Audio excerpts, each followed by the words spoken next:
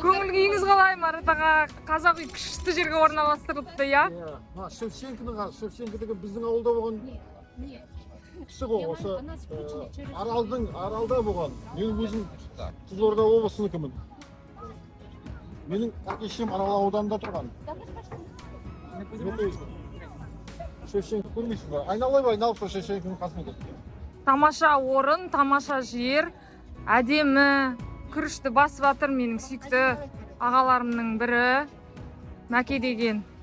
Киевке келсеңіздер, міндетті түрде бұл кісі сіздерге өзінің ып-ыстық көңіл күйін білдіреді. Барлық украиналықтар бүгін біздің алаңда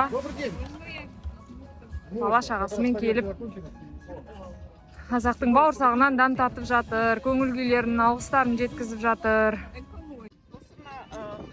Соғыс басталған енді қазір Россияның кедергісінен бізде осы Киевте свет болмайды, су болмайды. Сондықтан осы біздің қазақ жерлестеріміз осы Киевке, Украинаға 6 киіз үй беріп жіберіп жатыр. Соны ең біріншісі осы Буча қаласында.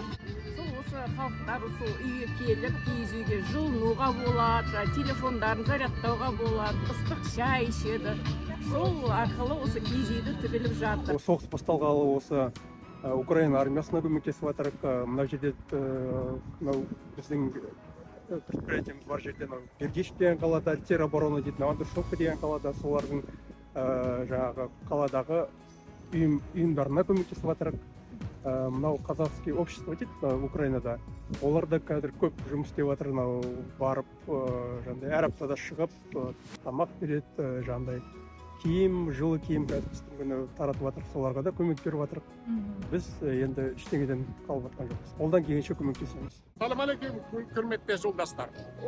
Я сам родом с Казахстана, уже 35 лет живу в Киеве, работаю в Киевском национальном университете и очень рад и очень ценю ту поддержку, которую оказывает Казахстан Украине в эти тяжелые дни. Мне очень приятно, что братья-земляки делают все, чтобы поддержать Украину, украинский народ в эти тяжелые времена. И мне очень приятно видеть, что вот такое замечательное, пусть маленькое, но такое замечательное дело как раз делается. Ну и хочу передать привет родному городу Октября и центру мира городу Шубаркудук, если покажут. Всем привет!